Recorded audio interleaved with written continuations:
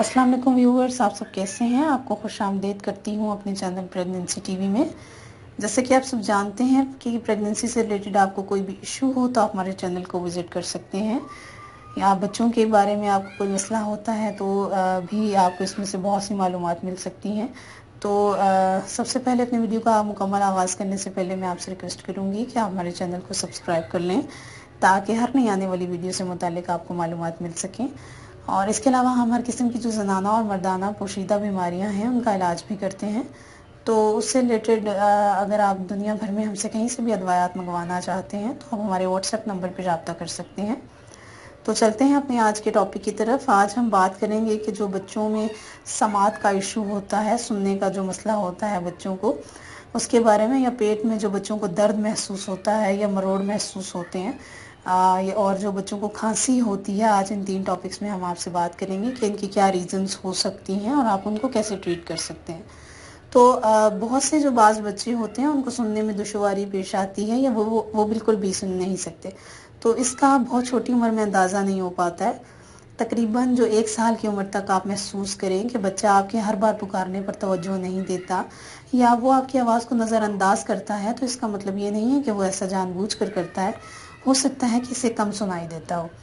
तो ऐसे बच्चों में जो सीखने का अमल है वो बहुत सुस्त होता है। बच्चे क्योंकि ज़्यादातर सुनने से सीखते हैं, इसलिए बच्चे की जो हरकत और सकनात पर खुसूसी नज़र रखें। अगर आप कुछ गैर मामूली महसूस करें तो फ़ौरन बच्चे को जो कानों के डॉक्टर हैं, इनके ENT जो स्पेशलिस्ट होते हैं उनके पास लेकर जाएं। तो डॉक्टर मुआयने के बाद बच्चे के लिए ऊंचा सुनने वाले जो आलात हैं वो तजवीज़ कर सकता है, जिससे बच्चा नॉर्मल बच्चों की तरह सुन सकता है। इसके सीखने का अमल दोबारा नॉर्मल हो सकता है।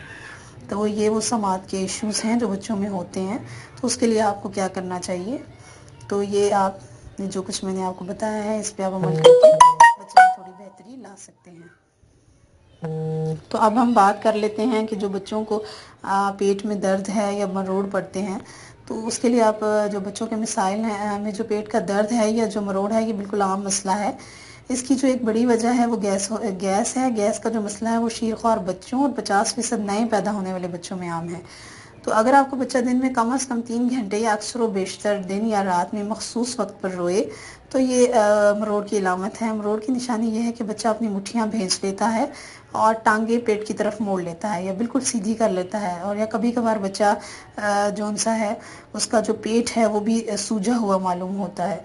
तो इससे बचाव के इक़दाम डिफरेंट हैं, जैसे कि पेट में दर्द के लिए अदरक और सौंफ का कहवा बहुत ज़्यादा मुफीद है। इसके अलावा पानी में लहसुन उबाल कर पिलाने से भी तकलीफ़ में कमी हो जाती है, या फिर पुदीने के पत्ते पानी में उबाल कर और छान कर आप बच्चे को पिला दें, उससे भी बच्चे को अफाका हो सकता होगा बहुत ज़्यादा। तो इसके अलावा जो तीसरा है कॉमन मसला, वो बच्चों में खांसी है। खांसी अमूमन नज़ला ज़ुकाम के साथ होती है। ये हवा में खुश्की या गर्दो गुबार की वजह से भी हो सकती है। इसके अलावा ये मुख्तलिफ बीमारियों मसलन दमे या नमूनिया की अलामत के तौर पर भी हो सकती है। इसलिए खांसी की सूरत में डॉक्टर से ज़रूर रब्ता करें। आम खांसी की सूरत में शहद खिलाना दवा खिलाने से बेहतर है, और जदीद रिसर्च से ये साबित भी हुआ है कि शहद की मिठास और सिरप जैसी खासियत हलक को सुकून बख्शती है। खुसूसन रात के वक्त सोने से पहले 1 चम्मच शहद पुरसुकून नींद के लिए बेहतरीन है। इसके अलावा अगर आप दवा खिलाना चाहती हैं तो नोवोडेल जो है वो डॉक्टर की हदायत के मुताबिक आप बच्चे को खिला सकती हैं।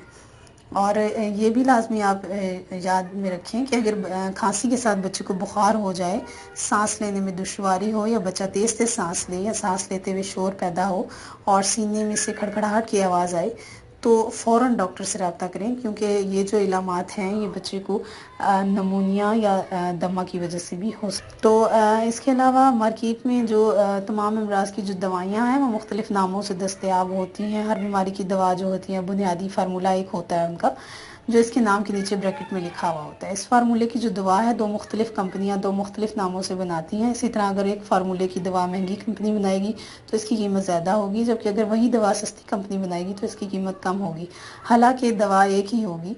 तो बाज़ औक़ात मेडिकल स्टोर पर डॉक्टर के तजवीज़ करदा नाम वाली दवा की अदम दस्तयाबी की बिना पर दुकानदार इसी फार्मूले की दवा दूसरे नाम से भी दे सकते हैं। मिसाल के तौर पर बुखार और दर्द के लिए ब्रोफिन के फार्मूले वाली दवा ब्रोफिन या इरेनिक और नोवोफिन के नामों से भी दस्तयाब हो।